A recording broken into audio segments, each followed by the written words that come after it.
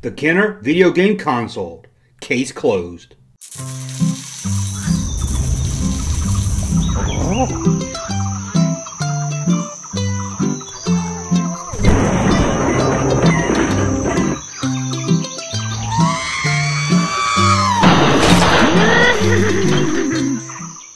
Welcome back to the Junk Room, everybody. It's me, the Junkman, coming back at you with a whole new video. Well, kind of a whole new video. It's new, but it's going to talk about something we talked about before. About a month ago, I guess, I did a video about the Kenner video game console, where I didn't have any information at all other than some concept art that was found in the early 2000s. And I put it out there for you guys to help me find out what this was. Was it even a console? Why didn't Kenner release it? And any information I could. Well, before we get into that, as always, if you want to help support this channel, head over to patreon.com. Links right up there or in the description below. There, your money goes back into fuel, all this stuff. Your support really helps us. So, if you can support, please do. If you want to support another way, head over to that junkman.com and buy some cool t-shirts like this one right here. Now that's a cool t-shirt. It's our top seller. Now, let me fix my shirt and let's get back to it. Now, like I said, a few months ago, I did a video on the video game console that was being designed by Kenner. But Kenner never released it, and we have no information about it other than some photos. But thanks to you guys, I was able to get more leads than I could before I did the video. One thing that I knew that would help me track down information was finding out the artist who did the concept art. And I put it out there with the name on the art, and many of you, like myself, couldn't read it. We couldn't make out exactly what it said. I got a lot of people saying it was Bart. I got a lot of people saying it was Bert. I got a lot of people saying all kinds of different things, and myself either. And every name that I did get, I tried to connect with Kenner, and I never could. That was until I reached over to Ron over at the Star Wars Collector's Archive. Now that's the best Star Wars toy website. They've really done good with prototypes, concept art. In fact, most of my Star Wars toy videos come from research I've done over their website. They're the best. They're run by Gus Lopez, Ron, and a lot of other people. And I reached out to Ron about this art. I figured he knew a lot of people within Kenner. If he couldn't tell, maybe he could tell me whose name was on this design. Well, he linked me to some Empire Strikes Back concept art that was in very much the same style as the video game art. And on it, you could read the name a lot clearer. That name was Keith Berdoff. And now, I finally had a name to go by. I know this name worked for Kenner. I know he did concept art for the Star Wars toys.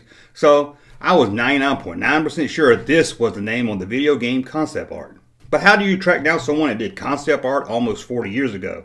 Well, luckily, nowadays we have the internet. It makes it a lot easier. As I started tracking down other leads, there's one name also that kept coming up. Jim Swearington.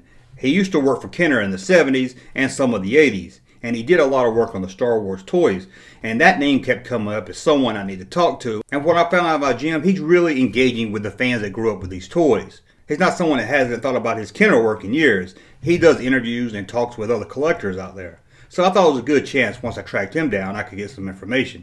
And maybe, hopefully, he could put me in touch with Keith. And Jim was easy to track down, as I found him on Facebook, so I reached out to Jim to see what he knew about this video game planned by Kenner. Sadly, I did get a reply back from Jim that said he really didn't know anything about this. This was the first he saw of it, and by that time period, 1981, he had moved over to the girls department of Kenner. But Jim did reach out to some former Kenner employees, and thank you, Jim, for doing that, because that was going beyond what I was asking. I was just trying to find some information, so thank you for at least trying to help. As Jim was talking to old Kenner employees, I was able to track down Keith, the concept artist who did this. At least I found his LinkedIn profile. So I sent him a message. Now I never trust this stuff like this. If you're not following each other, a lot of times they don't get the message. But I sent him a message anyway that I was doing research for Kenner concept art and I wanted some more information. And I waited. As I waited, Jim got back to me about some Kenner employees that he talked with. And they knew nothing of this. They haven't heard anything about a Kenner video game system.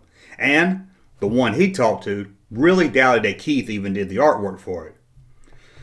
Was I at a dead end again? Every time I got a good lead, I just ended up back at a dead end. But I still held out hope. If Keith didn't do this concept art, being that he did concept art for Kenner, he would have to know whose name was on it and who did this concept art. So I waited longer. And about this same time, I noticed I had an alert on LinkedIn. Could this be the message from Keith? Finally, my last lead. So I went over to LinkedIn to find out, no, it wasn't a reply to my message. It was Keith that he visited my profile, but he didn't reply back on my message. So I went back to waiting and waiting a couple more days. And then I pulled the ace out of my back pocket, and that was to email him from an email address I found. And being that he didn't reply to my LinkedIn message, I was getting kind of concerned that maybe he moved on from Kenner and didn't really want to talk about it.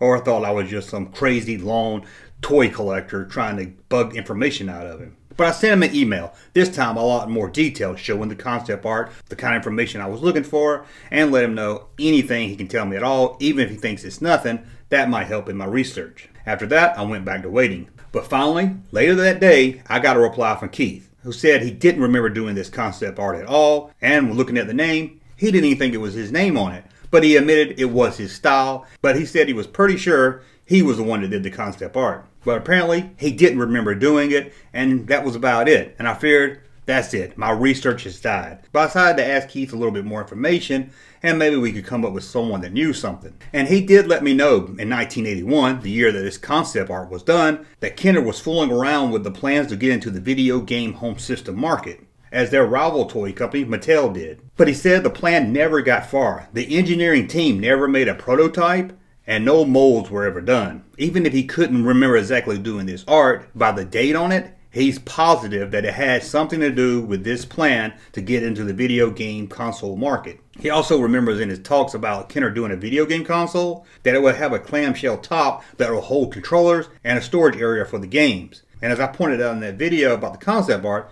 and it looks like in that concept art, we have 2 controllers on the top and a place to keep your game.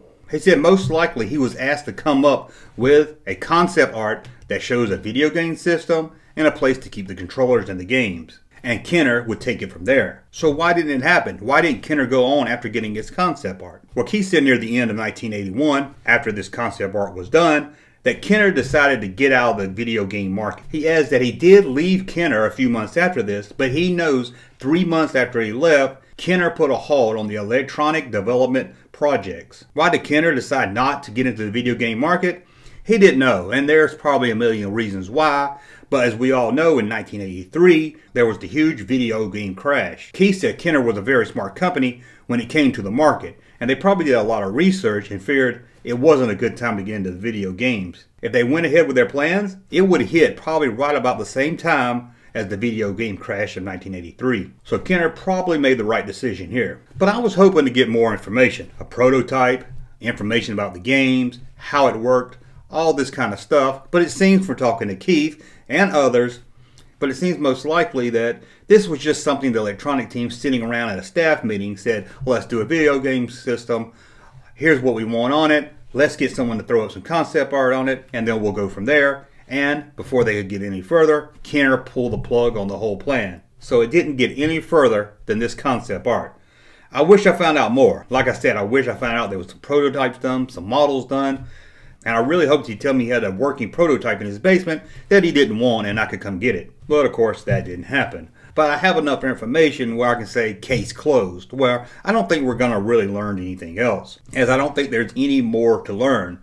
Like I said, I don't think it got much farther than just people shooting out plans of what they wanted to do and drawing up a picture of what looked cool. So I want to give a big shout out thanks to Ron over at the Star Wars Collectors Archives. Please check out that website. Of course, former employees Keith and Jim. The website Atari Age for helping me track down some other information. And a big shout out to YouTuber Atari Creep. Check out his YouTube page. I'm going to put a link in the description below. He also gave me some good information to go on. And most of all, I want to thank all of you that shared this video, got it out there, left comments, tips. Every little thing helped track down information. So a big thank to all of you guys out there.